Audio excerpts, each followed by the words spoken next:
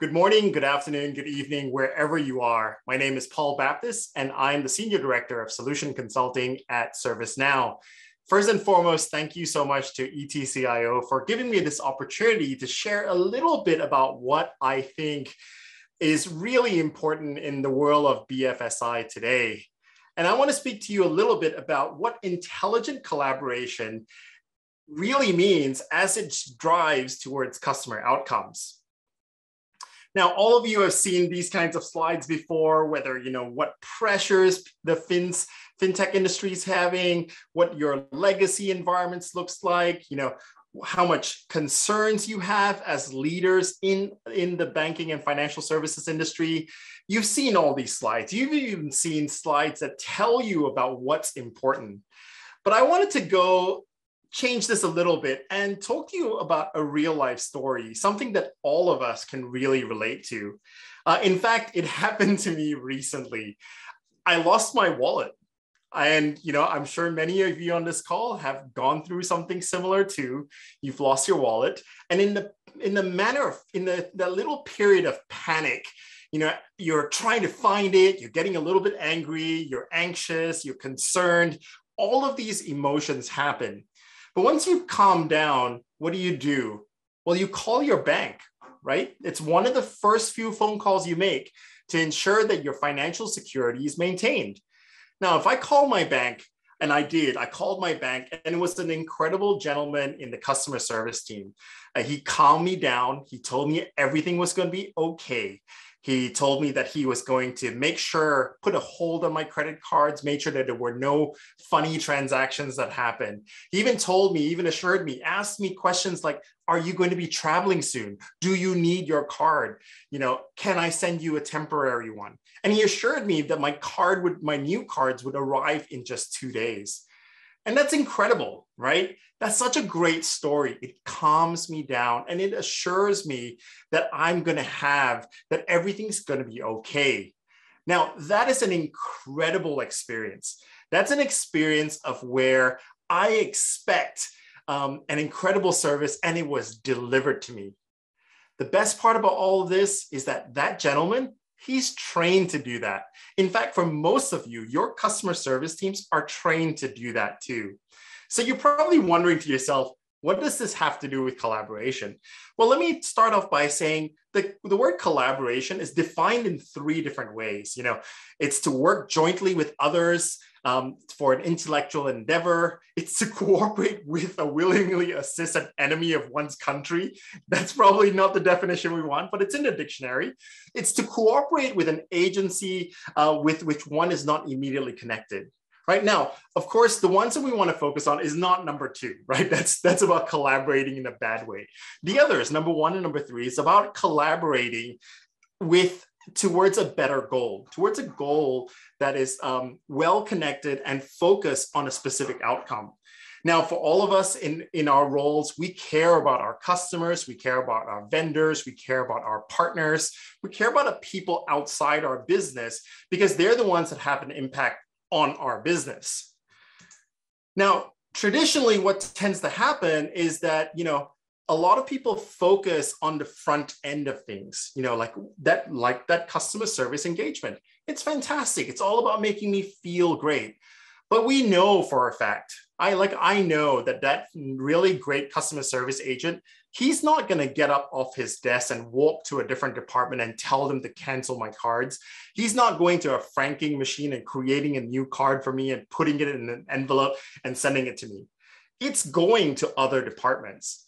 Now, traditionally in the banking industry and in financial services, these are known as the middle or back office. And what we see is that the middle and back office tends to be quite a black hole, especially for people outside of the bank.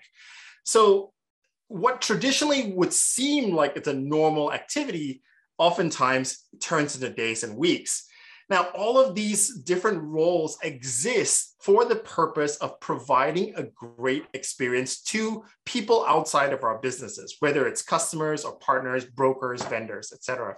And all of these individuals have to really work together in order to provide this great experience. As we see here, we can see that, whether that has to go through beyond just the regular engagement to streamline that entire process, to make sure that, different services are provided in a prompt manner, that I can actually, as a customer, proactively self-service, that I can actually deliver capability so that it gets to the point where I can solve things in hours, not days and weeks.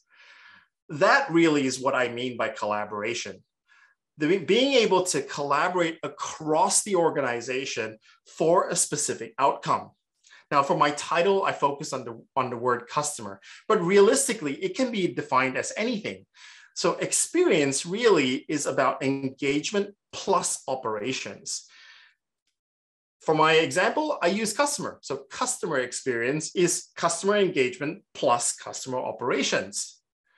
But maybe you work in an insurance or loan firm where you have brokers. Well, the broker experience is about having great broker engagement plus the operations. And in fact, if I was an underwriter, for example, I've got underwriters that are serving me. Well, then it's about the underwriter experience and how they're feeling, what their engagement is like, as well as what the operational aspects are like. But we can really only provide this great experience, this great frictionless experience, if the two sides happen, if there is collaboration between the engagement team and the operations team. And this is where we start to look at how we can make this happen easier. Because in reality, all of your businesses today are tied together, whether people are in the front, middle, or back office. So I want to postulate this to you, that it's no longer enough to really just to digitize our processes. Most of us have done that already. In fact, better outcomes are realized when we drive these outcomes through intelligent collaboration across the entire business. Now let's pick this story up again, like that was me and I lost my wallet. Now, in reality, even though I was promised that my credit card would arrive in 2 days, in reality, it didn't. Now, of course, being a patient man, I waited a 3rd day, I waited a 4th day, and then I called up the customer service team again, and I asked them where my card was. I was a little bit upset, not overly too much, but again, the customer service agent was very calm. She assured me everything was going to be okay. She would follow it up. She would make sure that everything was going to happen when she promised. 2 days pass, 3 days pass, and again, now I'm very upset, right? Now, that experience that they gave me, that initial experience, there are cracks through it now. It's like, oh, you made a promise and you didn't fulfill it. You made me a promise and you didn't fulfill it.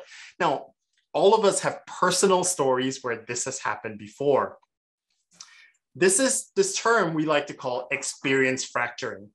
Effectively, what it is it means that there are cracks in their experience. And that usually happens because our operations teams are not connected to our engagement teams. There's not enough collaboration and there's not enough intelligent collaboration, because we want to be able to find all the time and automate all the processes to be able to deliver this capability to our customers, our brokers, underwriters, our vendors. Let me tell you another story, something that I'm sure many of you have experienced before. Many of us have been fortunate enough to buy a home. And so we know what the home loan process is like, and sometimes when we go through a home loan process, we might have questions about our mortgage, we might have questions about our loan processing, and we make contact with the team again. Now, we know for a fact that there are multiple personas that tie into this loan operations, right? It's obviously the customer, you, me, all of us are customers.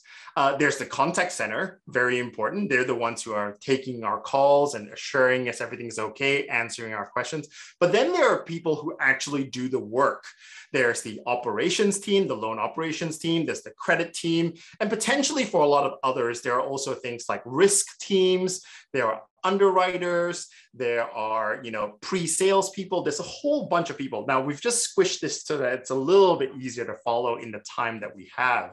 Now, in fact, this story is a real story for a customer that I've had the good fortune to work with. In fact, this particular customer had over 43 different request types. Incredible. And so this process I'm taking you through really is only about one particular type. And they're consistently improving it and adding more and more processes to make sure that they streamline and collaborate intelligently. So what I'd like to do is I'd like to call out what we like to, in our organization at ServiceNow, we like to do something called a before and after, a comparison. Here's the process before. Very traditional, the customer initiates a loan servicing request. So like, a question about maybe whether they've got the best rate, maybe they're requesting that the national bank has dropped their interest rates and they're wanting to refinance, right? So typical loan servicing requests. That, of course, goes through the contact center. And quite often, it might go into a CRM system, or it might go into an Excel sheet or some kind of system, right? And that tends to come through a telephone channel or web page. Now, it could be physical as well. Maybe they walked into a branch. Now, that tends to, for this particular company, it went into an Excel sheet, and there was a little bit of actual manual data entry. Then, of course, there's going back and forth because now the contact center are not the people who would refinance and answer the questions. It's really the loan operations team. So now, of course, it's passed on. It has to be reviewed. There's email chains going back and forth. Very typical. I'm sure many of you are looking at this and saying, that sounds really familiar. Now, in fact, for this organization, manual data entry actually led to about 30% of rework because as they were typing things in, they missed certain bits and pieces. They missed certain information they were meant to collect. So there was a little bit of rework required. And then, of course, the real work happens.